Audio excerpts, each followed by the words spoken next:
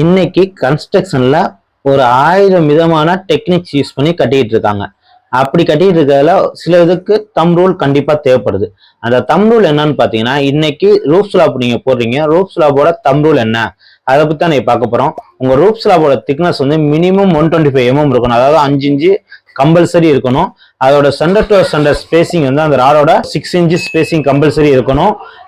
Minimum rod நீங்க use பண்றது 8 mm rod, அதை வந்து FE 500 கிரேட் உள்ள கம்பியா யூஸ் பண்ணணும். அது கவர்னு பாத்தீங்கன்னா 15 mm ல இருந்து 20 mm கண்டிப்பா கிளியர் கவர் கொடுத்தாகணும். இதே மாதிரி நீங்க யூஸ் பண்ற காங்கிரீட் வந்து வந்து M20 M20க்கு மேல நீங்க யூஸ் பண்ணலாம். அதே மாதிரி நீங்க யூஸ் பண்ற ஸ்லாபோட எவ்வளவு ரெக்யர்மெண்ட் ஸ்டீல் தேவைப்படுதுன்னு பாத்தீங்கன்னா, நீங்க யூஸ் பண்ற காங்கிரீட்டோட 1% ஆஃப் ஸ்டீல் கம்பல்சரி யூஸ் பண்ணணும் அதுல ரூஃப் ஸ்லாபுக்கு.